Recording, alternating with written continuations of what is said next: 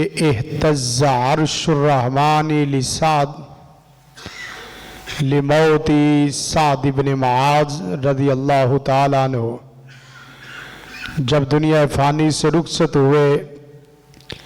اللہ تعالیٰ کا عرش ان کی محبت میں جھوم اٹھا کہ سونا پیارا سعد دنیا فانی سے رخصت ہو رہا ہے اور آسمانوں کا مہمان سیدنا سعد بن معاذ رضی اللہ تعالیٰ عنہ بن رہے ہیں۔ جب اللہ کا تقوی، اللہ کا ایمان آتا ہے تو سیدنا ابو ہریرہ رضی اللہ تعالیٰ عنہ جو تقریباً کم و بیش 5500 احادیث کے راوی، احادیث کو محفوظ کرنے والے، تحمل اور اس کے ادا کرنے والے، قریب مرگ الموت رونے لگے۔ فرمایا ابو ہریرہ کس بات کی وجہ سے رو رہے ہو؟ دنیا کے فراق، دنیا کی جدائی کی وجہ سے؟ فرمایا نہیں، اب کی علی قلت الزاد، میں زادِ راہ کم ہونے کی وجہ سے اور سفر طویل ہونے کی وجہ سے رو رہا ہوں۔ سیدنا ابو ہریرہ رضی اللہ تعالیٰ عنہ جیسے صحابہ اگر قبر، حشر، موت، حساب، جزا سزا اس کو سامنے رکھ کر اس طرح ہزاروں قطار رو رہے ہو تو میں اور آپ کہاں کھڑے ہیں؟ دیکھنے اور سوچنے کی ضرورت ہے۔ سیدنا ابو بکر صدیق رضی اللہ تعالیٰ عنہ جب اعلان مسجد میں ہوا، اللہ کے رسول نے میسج دیا مال کی ضرورت، تو اس کے بعد پوچھا ما ابقیت لی اہلک یا ابا بکر، ابو بکر اپنے اہل و عیال کے لیے کیا چھوڑ کے آئے ہو؟ فرمایا ابقیت لہم اللہ ورسولہ، اللہ کے رسول اپنے اہل و عیال کے لیے، اپنے بیوی بچوں کے لیے اللہ اور اس کے رسول کی سچی محبت چھوڑ کے آیا ہوں، پرواہ نہیں رہتی۔ اللہ کے رسول صلی اللہ علیہ وسلم کے پاس پھر جو بیٹھا ہے وہ ایمان، تقوی، محبت الہی سے لبریز ہوا۔ رسول کائنات صلی اللہ علیہ وسلم کی تعلیمات میں اتنا نکھار اور اس قدر ایمان کہ چھوٹے تو چھوٹے، بوڑھے، بزرگ، مرد اور عورتیں ہر ایک جھولیوں کو اللہ کی رحمت سے بھر کے لے جاتے۔ بوڑھا آدمی آیا، کہنے لگا اللہ کے رسول بوڑھا آدمی ہوں، زیادہ پڑھ نہیں سکتا، زیادہ عمل نہیں کر سکتا، کوئی ایسا عمل بتلاؤ کہ جس کی بنا پر اللہ کی رحمت دنیا میں بھی ہو جائے اور اللہ تعالیٰ اپنی مہربانی آخرت میں بھی فرما دے۔ فرمایا قل سبحان اللہ، کہنے لگا اللہ کے رسول ٹھہریے، مجھے بھی اپنے ساتھ پڑھنے دیجئے۔ آپ نے فرمایا قل سبحان اللہ، اس نے اس طرح ہاتھ اٹھایا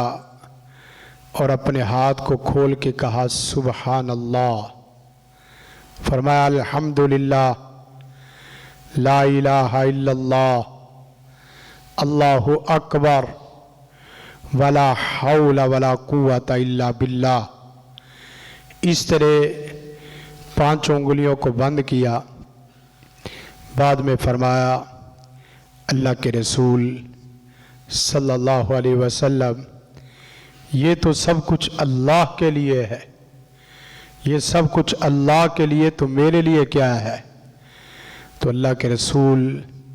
صلی اللہ علیہ وسلم نے فرمایا تو کہہ اللہم اغفر لنا وارحمنا واہدنا وعافنا وارزقنا. یہ 5 کلمات کہ اے اللہ میری تیرے سے التجا ہے، میری تیرے سے درخواست ہے. رمضان کا مہینہ، دن کا روزہ اور رات کا قیام، سارا دن تلاوت کلام اور ذکر اذکار. میری تیرے سے درخواست ہے کہ کاش اس مہینے میرے تمام گناہوں کو جڑوں سے اکھیڑ کے ختم فرما دے اور معاف فرما دے. وارحمنا، اے اللہ میرے اوپر اپنی خاص مہربانی نازل فرما، اپنی خاص رحمت فرما. اور اسی طرح واہدنا، یا اللہ مجھے قرآن و سنت کے نور سے منور فرما. وعافنا، یا اللہ مجھے بیماریوں سے عافیت عطا فرما، مجھے دنیا کے فتنوں سے عافیت عطا فرما، میرے دل دماغ کو عافیت سے بھر دے. ورزقنا، مجھے پاک صاف وافر رزق نصیب فرما. اس طرح دونوں مٹھی بند کر کے چل دیے. اللہ کے رسول صلی اللہ علیہ وسلم نے فرمایا بوڑھا بابا بزرگ خالی ہاتھ آیا تھا، لیکن اللہ کی رحمت کے خزانوں کو بھر کے اللہ کی خاص محبت کے الفاظ کو اپنے دونوں ہاتھوں میں لے کر جھولیوں کو بھر کے واپس لوٹ گیا ہے. تو میں اور آپ چاہتے ہیں کہ اللہ کی خاص محبت ہو اور یہ جادو ٹونا، حسد، نظر بد یہ سرے سے ختم ہو، دنیا کے جتنے بھی دیگر مسائل ختم ہو. تو آپ یہ 8 تسبیحات دنیا جہان کا جو بھی فرد و بشر کرے گا، میں دعوے سے کہہ سکتا ہوں ان کے مالی مسائل ہوں، غربت کے مسائل ہوں، جہالت کے مسائل ہوں، نچاکی اور نااتفاقی کے مسائل ہوں، رشتوں کے مسائل ہوں، یا اس کے علاوہ کسی بھی قسم کا وہ مسئلہ جو پوری زندگی حل نہیں ہو رہا، اللہ کے خاص فضل و کرم سے یہ وظائف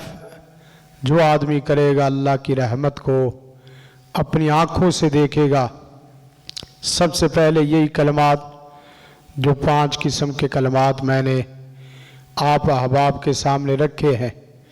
پھر اس کے بعد دوسرا کلمہ لا الہ الا اللہ وحدہ لا شریک لہ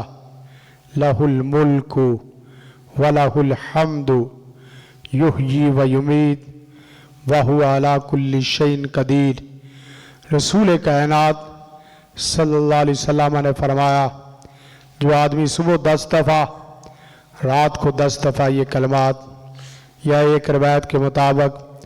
صبح 100 اور رات کو 100 دفعہ پڑھ لیتا ہے تو اسے کتنے انعامات. پہلا انعام یہ ہے کہ اگر اس کے نامہ اعمال میں 10 ایسے گناہ لکھے جا چکے ہیں جس سے اس کا جہنمی ہونا پکا ثابت ہو چکا ہے کہ یہ بندہ چلتا پھرتا جہنمی ہے، اللہ تعالیٰ ان کلمات کی برکت سے وہ 10 گناہ معاف فرما دیتا ہے جس کی بنا پر بندہ پکا جہنمی لکھا جا چکا ہے. کتنی بڑی رحمت ہے. اور 10 ایسی نیکیاں اس کے نامہ اعمال میں لکھ دیتا ہے جس سے اس کا پکا جنتی ہونا واجب ہو جاتا ہے. اور صبح سے شام تک اور شام سے صبح تک ایک ایسا لشکر اس کی حفاظت کے لیے کھڑا کر دیتا ہے کہ جس لشکر کی موجودگی میں دنیا کائنات کا کوئی شریر اسے اپنے شر کی شرارت سے نقصان نہیں دے سکتا۔ اور پھر اللہ تعالیٰ اس کے نامہ اعمال میں ایسے غلام جو بنی اسماعیل کی اولاد میں سے ہے ان کو آزاد کرنے کا ثواب عطا فرما دیتا ہے۔ اس کے ساتھ ساتھ جو آدمی درود پاک ایک تسبیح صبح اور تسبیح شام کرتا ہے، رسول کائنات کے فرمان کے مطابق جو آدمی درود پڑھتا ہے، اذن تکفا ہمک یغفر لک ذنبک، جب درود پیار اور محبت، اخلاص، طلب اور تمنا سے پڑھتا ہے، جی لگا کے پڑھتا ہے، رسول کائنات کے احسانات کو سامنے رکھ کے پڑھتا ہے، آپ کی محبت کو سامنے رکھ کے پڑھتا ہے، فرمایا تب تکفا ہمک، تیری زندگی کے سارے غم، سارے ہم، ساری پریشانی اللہ سرے سے ختم کر دیتا ہے۔ اور کبھی درود پاک کو خلوت میں رسول کائنات کے احسانات کو سامنے رکھ کے پڑھ کے دیکھنا، جو لذت درود میں اللہ نے رکھی ہے، جو لذت اور محبت درود میں رکھی ہے، وہ آپ کو کسی اور چیز میں نظر نہیں آئے گی۔ فرمایا دوسرا فائدہ اسی کا یہ ہے کہ تیرے سارے گناہ اللہ تعالیٰ بنیادوں سے ختم کر دیں گے جب درود پاک پڑھا جاتا ہے۔ پھر اس کے بعد ایک چوتھا وظیفہ استغفار کی شکل میں، استغفار میں اور آپ سب کرتے ہیں، لیکن استغفار میں جو اصل بنیاد ہے وہ عاجزی کی انتہا، جرم کا اقرار اور اعتراف، وہ الفاظ آیت کریمہ کی شکل میں ہو، استغفر اللہ واتوب الیہ اس کی شکل میں ہو، استغفر اللہ الذی لا الہ الا هو الحی القیوم واتوب الیہ۔ مختصر کلمات میں سب سے اچھے کلمات یہ ہیں کہ جس میں استغفار بھی ہے، اللہ کا اسم جلالہ، اسم اعظم بھی ہے،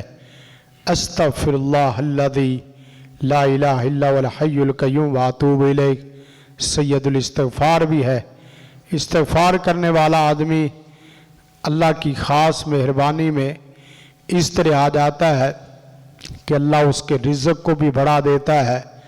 اللہ اس کے علم، عمل، اولاد میں بھی برکت پیدا فرما دیتا ہے، اللہ اس کے گناہوں کو بھی معاف فرما دیتا ہے۔ لیکن استغفار اس طرح کا ہو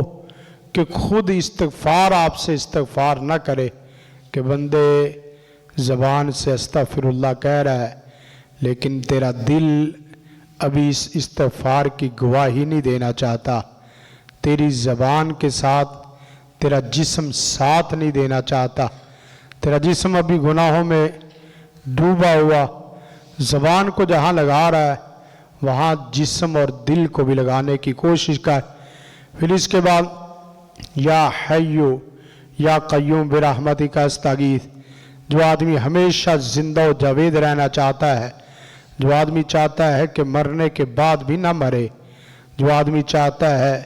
کہ اس کے مرنے کے بعد بھی اس کے اعمال نہ مرے، ہمیشہ وہ زندہ و جاوید رہے، اس کے اعمال زندہ رہے، ایسی موت سے مجھے اور آپ سب کو پناہ مانگنی چاہیے کہ جہاں بندہ مر جائے اور اس کے اعمال بھی ساتھ ہی مر جائے۔ ایسی موت میں کوئی حرج مذائقہ نہیں کہ بندہ مر جائے لیکن اس کے اعمال نہ مرے۔ اللہ ہمیں سب کو ایسی موت دے، سب سے پہلے خاتمہ بالایمان، شہادت کی موت، اور ایسی موت کہ جس میں اعمال نہ مرے۔ یا حیو یا قیوم برحمتک استغیث، اس سے آپ یہ تصور لے کے بھی دعا کر سکتے ہیں، اے زندہ و جاوید ذات، اے ہمیشہ سے ہمیشہ رہنے والی ذات، پوری کائنات کو قائم رکھنے والی ذات، میری ایک التجا ہے، یہ جو مجھے بیماری لگی ہے